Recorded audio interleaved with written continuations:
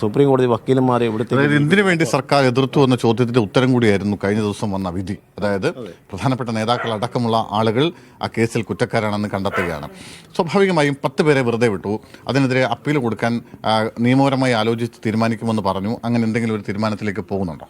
അല്ല, അതുണ്ടല്ലോ, നമുക്ക് ആരെയും തെറ്റ് ചെയ്തവരെ ശിക്ഷിക്കപ്പെടുന്നത് വരെ ഇതിൻ്റെ പിന്നിൽ തന്നെ നമ്മളുണ്ടാകും.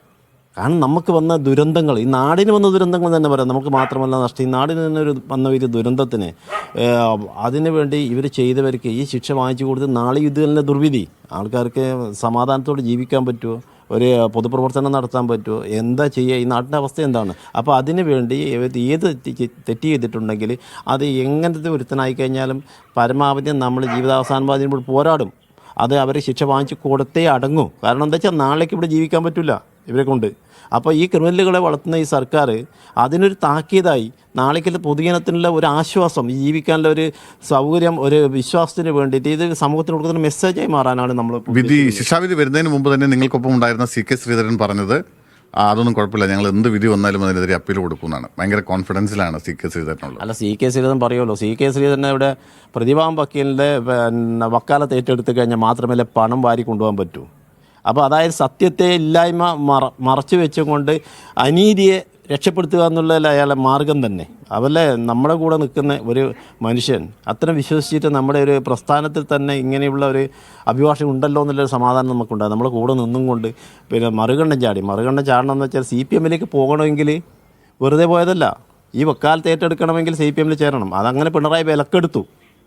സുപ്രീം കോടതി വരെ പോയിട്ട് പ്രതികളെ രക്ഷിക്കാനുള്ള മാർഗം അടഞ്ഞപ്പോൾ അവസാനം ഇത് മാർഗ്ഗമുള്ളൂ. ഇവിടുത്തെ പ്രധാന അഭിഭാഷകൻ എന്ന് പറയുന്നത് CK ശ്രീധരനാണ് ഈ കേരളത്തിൽ. അപ്പോൾ അയാളെ വിലക്കെടുത്തതാണ്. അപ്പോൾ അയാൾക്കുണ്ടെങ്കിലും ഇത് സാധിച്ചെടുക്കാൻ പറ്റുമെന്ന് പറഞ്ഞിട്ട് അപ്പോൾ അതിന് എത്ര കാശ് കൊടുത്തു ഒന്നും നമുക്കൊന്നും കണക്കില്ല. കാരണം ഇതിന് മുമ്പേ ഉള്ള TP കേസ് പോലുള്ള ചീമേനി കേസ് പോലുള്ള പ്രമാദമായ കേസുകളുണ്ട് ഈ കണ്ണൂർ, രാഷ്ട്രീയ കൊലപാതകം. ഇതിലൊക്കെ ഇയാൾ അഡ്വക്കേറ്റ്, ഇതൊക്കെ അയാൾ സഹായിച്ചിട്ടുണ്ട്. എന്തായാലും 11 മണിയോടുകൂടി കൊച്ചി CBI കോടതിയിൽ നിന്ന് വിധി വരും.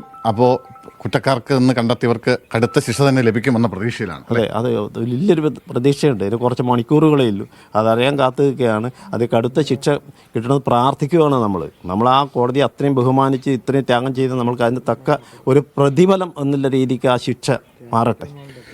തീർച്ചയായും സൈഫുദ്ദീൻ, വലിയ പ്രാർത്ഥനയിലും പ്രതീക്ഷയിലുമാണ് അവരുടെ കുടുംബമുള്ളത്. അതായത് 6 വർഷക്കാലം നീണ്ട മനോവേദനകൾ, നിയമയുദ്ധങ്ങൾ, അവർ ചെയ്ത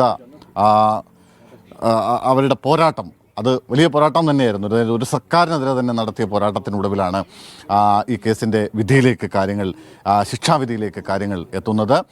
ഞാൻ മുമ്പ് പറഞ്ഞു, അതായത് കേരള രാഷ്ട്രീയത്തിൽ ഈ കേസ് ഒരുപക്ഷെ അടയാളപ്പെടുത്തുക ഒരു ഇരട്ടക്കൊലപാതകം എന്നതിനൊക്കെ അപ്പുറത്തേക്ക് പ്രമാദമായ ഒരു കേസിൽ, ഒരു കൊലപാതക കേസിൽ, ഒരു രാഷ്ട്രീയ കൊലപാതക കേസിൽ CPM ഇത്രയധികം നേതാക്കൾ പ്രതിപ്പട്ടികയിൽ വന്ന ഒരു കേസെന്ന നിലയ്ക്കായിരിക്കും. ആ CPM സാധാരണക്കാരായ നേതാക്കളല്ല, CPM ജില്ലാ സെക്രട്ടേറിയറ്റ് അംഗം ഉദുമയുടെ മുൻ MLA KV കുഞ്ഞിരാമൻ ഒരുപക്ഷെ അടുത്ത തവണ ഈ വരുന്ന ഫെബ്രുവരിയിൽ നടക്കുന്ന ജില്ലാ സമ്മേളനത്തിൽ പാർട്ടിയുടെ ജില്ലാ സെക്രട്ടറിയായി പോലും പരിഗണിക്കപ്പെടുന്ന ഒരാളാണ് KV കുഞ്ഞിരാമൻ. വലിയ കടുത്ത ശിക്ഷ കിട്ടിയാൽ, അതായത് 3 വർഷത്തിന് മുകളിലേക്കുള്ള ശിക്ഷ കിട്ടിയാൽ കുഞ്ഞിരാമന് നേരെ ജയിലിലേക്ക് പോകേണ്ടി വരും. അതല്ലെങ്കിൽ ജയിലിൽ സൂചിപ്പിച്ചതുപോലെ തന്നെ TP കേസാണ് ഒരു പക്ഷേ കേരളത്തിൽ, രാഷ്ട്രീയ കേരളം ഏറ്റവും കൂടുതൽ ചർച്ച ചെയ്ത ഒരു രാഷ്ട്രീയ കൊലപാതകം. പക്ഷെ എന്തുകൊണ്ട് TP കേസിനേക്കാൾ ഈ ശരത് ലാലിന്റെയും കൃപേഷിന്റെയും കൊലപാതകം വലുതാവുന്നു എന്ന് ചോദിച്ചാൽ, TP കേസിലെ 7 പ്രതികൾക്കും പാർട്ടിയുടെ ഏതെങ്കിലും ഫോറങ്ങളിൽ നേരിട്ട് അംഗത്വമുണ്ടായിരുന്നവരല്ല. അവരൊക്കെ വാടക കൊലയാളികളായിരുന്നു എന്നുള്ളതായിരുന്നു പിന്നീട് വന്ന വിവരം. പക്ഷേ പാർട്ടി അവർക്ക് സംരക്ഷണം നൽകിയെങ്കിൽ കൂടിയും ഈ ശരത് ലാലിൻ്റെയും കൃപേഷിൻ്റെയും കാര്യത്തിലാവട്ടെ 1-ാം പ്രതിയും 2-ാം പ്രതിയും അടക്കം പാർട്ടിയുടെ ഫോറങ്ങളിൽ കൃത്യമായ അംഗത്വവും ഭാരവാഹിത്വവും ഉള്ളവരായിരുന്നു.